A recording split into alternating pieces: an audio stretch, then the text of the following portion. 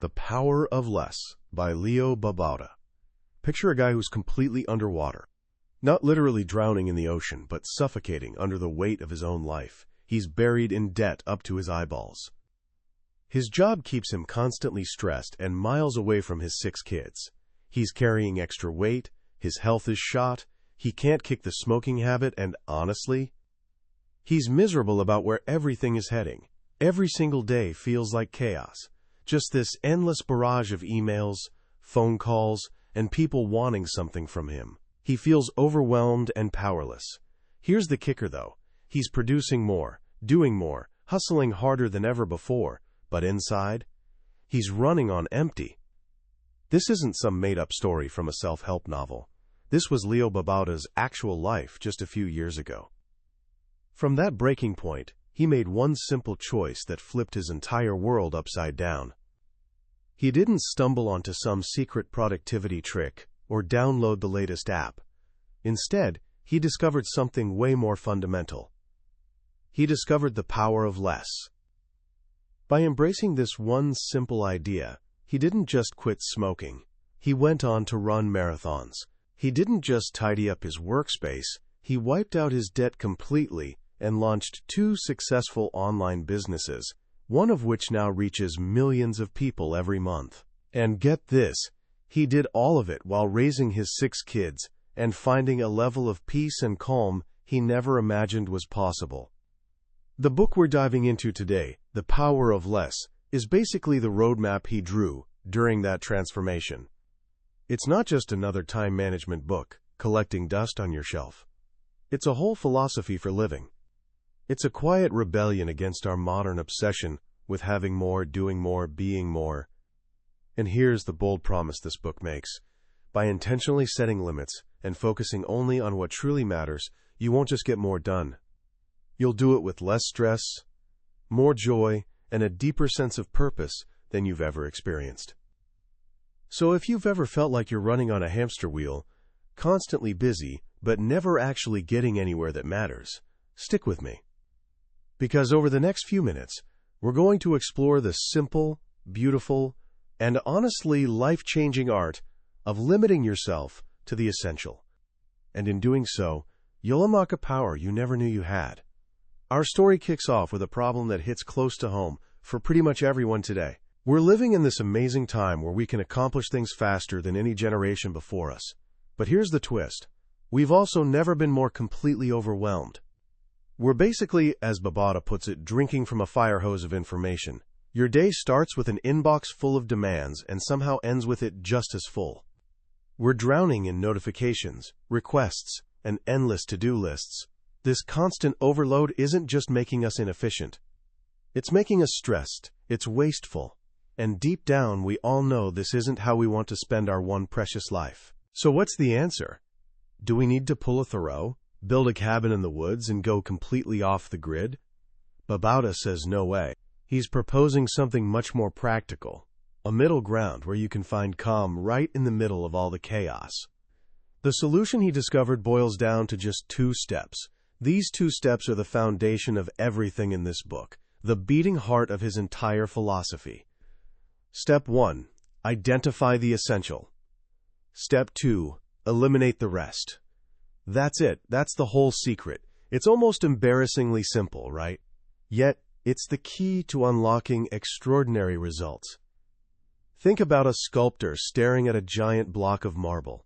Their job isn't to add anything to it. Their job is to chip away everything that isn't the masterpiece hiding inside. Our lives are like that marble block, cluttered with unnecessary stuff, and our job is to find the masterpiece within by chipping away all the rest. To make this real, Babauta shares this great story about 2 reporters. The first reporter is all about volume. He cranks out 30 articles a week. He skims his sources, writes fast, and his editor loves him for his incredible output. He's always busy, always hustling, the picture-perfect modern worker. The second reporter takes a completely different approach. He decides to write just 1 article a week. But because he's got this strict limitation, he knows that 1 article better be absolutely brilliant. He spends half his day just thinking, researching, and brainstorming ideas. He picks one high-impact story. He spends 2 full days researching it, then another 2 days writing and fact-checking every detail. So what happens?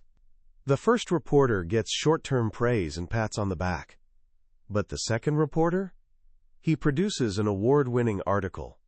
It's the piece readers actually remember, the one that gets him promoted, the one that builds his entire career.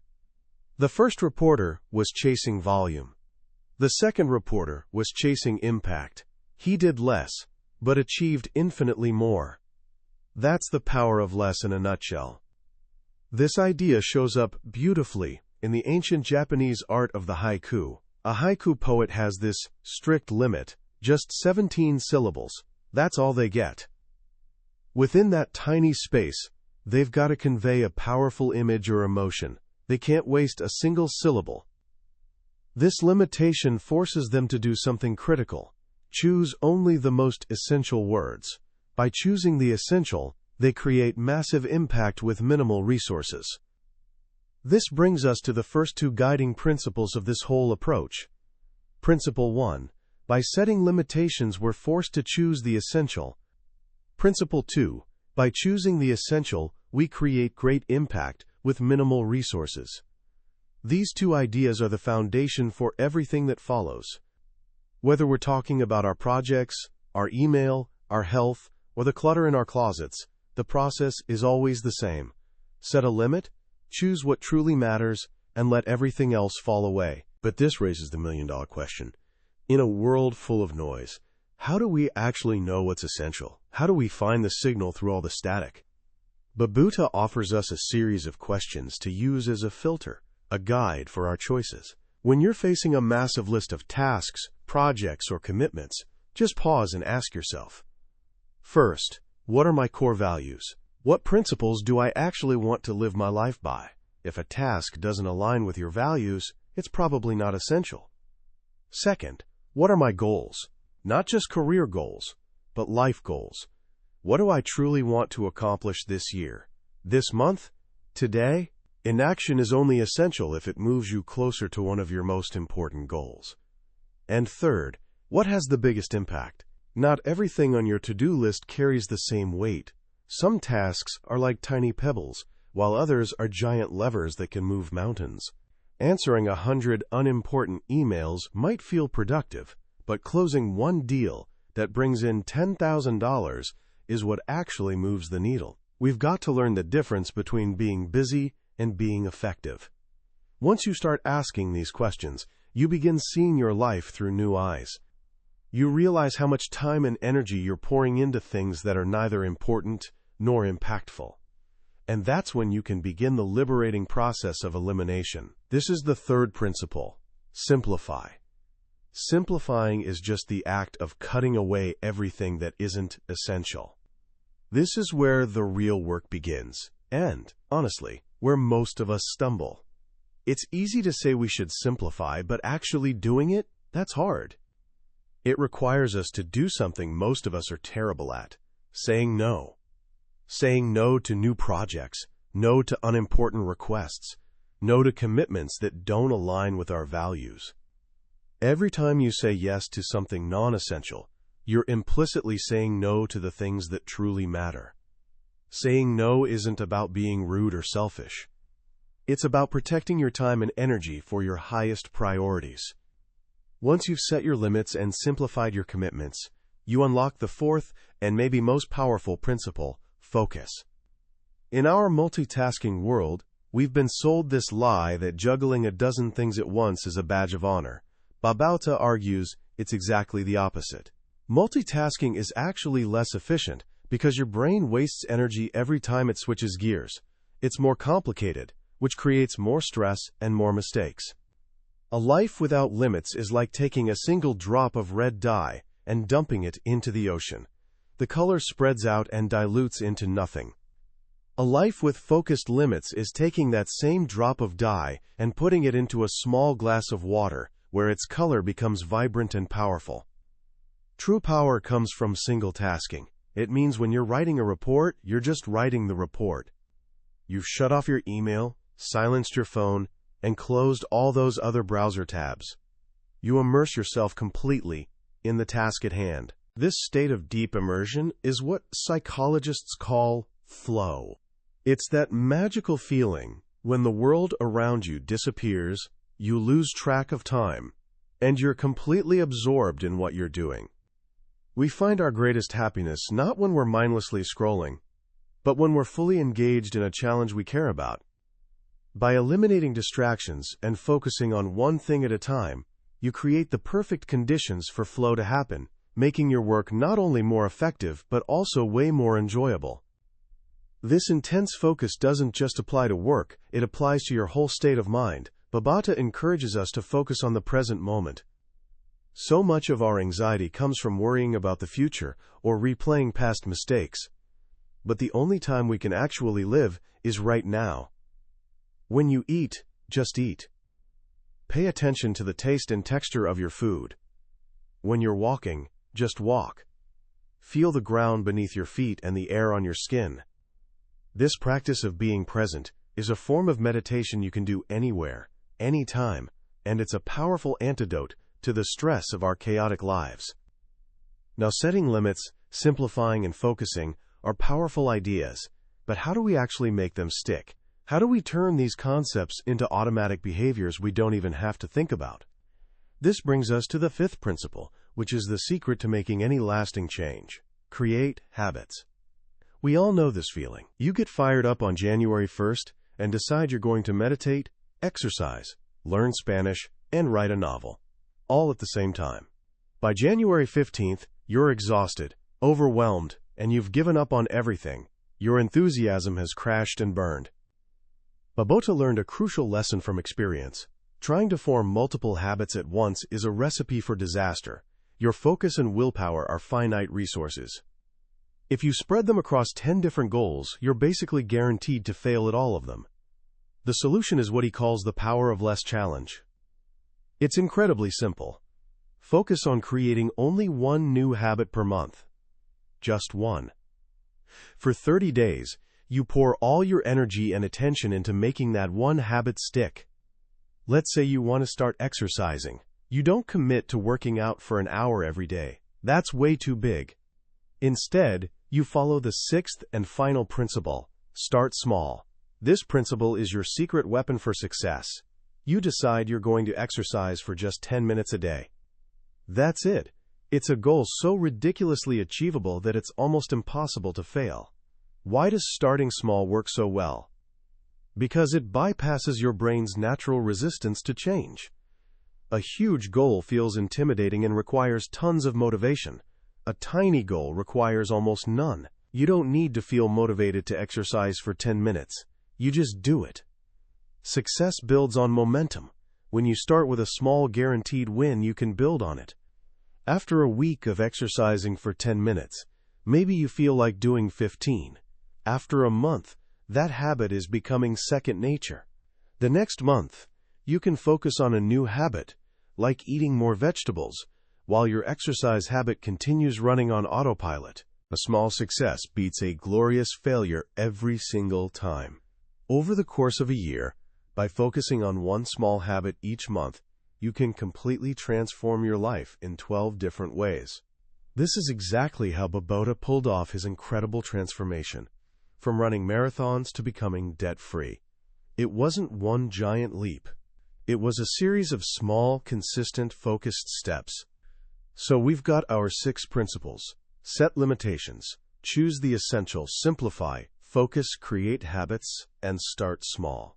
Now, let's see how these principles come to life when we apply them to the most challenging areas of our lives. Let's start with goals and projects. Most of us have this massive list of things we want to accomplish. But as we've learned, a long list just waters down your focus. Babauta introduces the one-goal system. At the beginning of the year, or whenever you're ready, you look at your long list of ambitions and choose just one. The one that excites you most, the one that'll have the biggest impact on your life. For the next 6 months to a year, that becomes your sole focus. You then break that one goal down into a smaller one-month sub-goal. Each week, you set a weekly goal that moves you toward that sub-goal. And every single day, you choose one simple action that moves you toward your weekly goal. This becomes your most important task for the day. This system ensures that every single day, you're taking a small, concrete step toward your biggest dream. For all your other work, he recommends the simple projects list. You take your massive list of 10 or 20 ongoing projects and choose just 3. 3 is the magic number. It's enough to let you switch between them if you're waiting on someone else, but not so many that you lose focus. Everything else goes onto an on-deck list. You don't touch the on-deck list until you've completed all 3 active projects. This forces you to focus on finishing things, not just starting new ones. This same logic applies to daily tasks. Instead of working from a never-ending to-do list, you start each day by identifying your 3 most important tasks, or MITs. These are the 3 things that, if you get them done, will make your day a success. You tackle these 3 first, before you get sucked into the whirlwind of email and meetings. By knocking out your biggest priorities when your energy is highest, you guarantee you're always moving forward on what matters most. Everything else you accomplish that day is just gravy.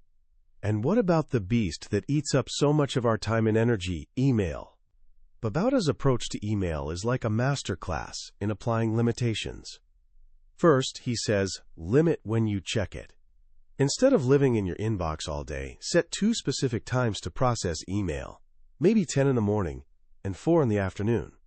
Turn off all notifications. This simple habit alone can free up hours of your day and create long blocks of uninterrupted, focused work time. Second, when you do open your email, your goal is to process to empty. You go through each email one by one and make an immediate decision. Delete it, archive it, reply if it takes less than 2 minutes, forward it, or add the action to your to-do list. The email itself doesn't get to live in your inbox. Your inbox isn't a to-do list. It's a processing station. Third, and this one's radical, he recommends limiting the length of your replies. He follows a 5-sentence rule. This forces you to be concise, get to the point, and respect both your time and the time of whoever you're writing to. By applying these simple limits, you can transform email from a constant source of stress into a powerful, efficient tool that you control, instead of it controlling you.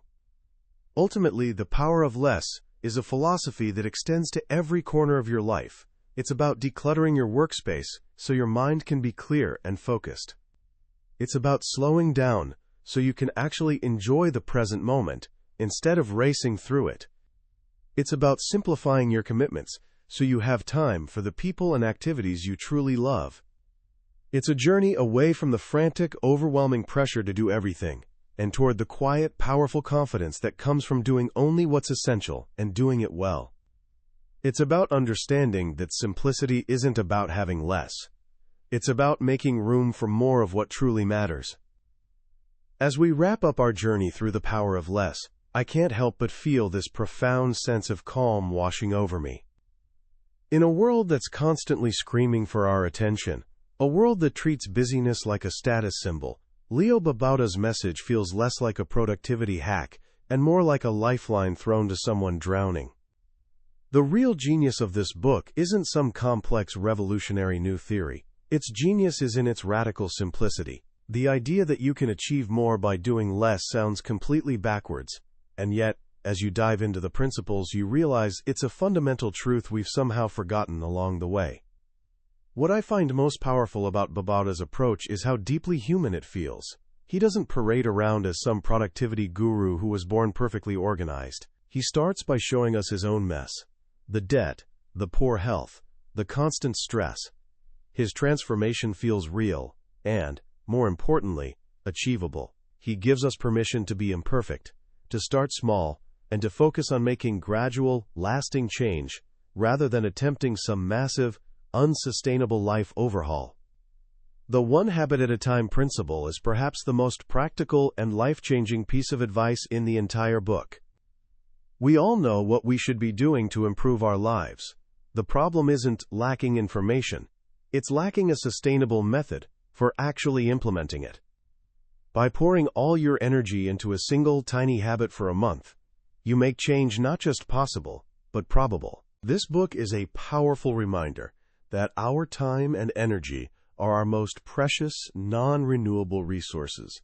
Every time we say yes to a distraction, to some non-essential task, or to a commitment that drains us, we're stealing that precious energy away from our goals, our passions, and the people we love. Simplicity, in this context, isn't about deprivation. It's about strategic allocation. It's about creating space in your life for what truly fills you up. So how can you start applying this wisdom today, right now? Here are 3 small, simple actions you can take. 1. Choose your one MIT for tomorrow. Before you go to bed tonight, don't write a long to-do list. Just identify the single most important thing you want to accomplish tomorrow. Write it on a sticky note and stick it where you'll see it first thing in the morning. Promise yourself you'll do that one thing before getting lost in the noise of the day. 2. Go on an email diet. For the next 3 days, commit to checking your email only twice a day. Turn off all the dings, pop-ups, and notifications on your phone and computer. You might feel a bit anxious at first, but I promise, by day 3, you'll feel a sense of freedom and focus you haven't experienced in years. 3. Ask the 2 magic questions. Pick one area of your life that feels cluttered or overwhelming. Maybe it's your desk, your digital files, or your weekend schedule. Take just 10 minutes and ask yourself Babauta's 2 magic questions. What is truly essential here, and what can I eliminate? You'll be amazed at how much lighter you feel by simply removing a few non-essential things. This book isn't about becoming some minimalist monk living in a cave. It's about becoming more intentional. It's about trading the chaotic frenzy of more for the focused power of less. It's about designing a life that isn't just productive, but is also peaceful, meaningful, and deeply enjoyable. That was a summary of The Power of Less by Leo Babauta. We've covered the core ideas today, but I'll be honest with you. A summary is like looking at a photograph of a beautiful landscape. You can appreciate its beauty, but you can't feel the sun on your skin or the wind in your hair. The real magic happens when you experience the book for yourself. It's in those quiet moments when a particular story or simple phrase connects with you in an unexpected way. This summary is designed to help you decide if this book deserves your time. If anything we've talked about today has struck a chord, I'd encourage you to grab a copy. Reading it isn't just about learning new information. It's an experience that can genuinely change the way you approach your days and, ultimately, your life. The link to the book is in the description below. Also, if you found this journey valuable, please show your support by hitting that like button and subscribing to the channel. That way, you won't miss our next exploration into another life-changing book from the world's most successful minds. Let's keep learning and growing together.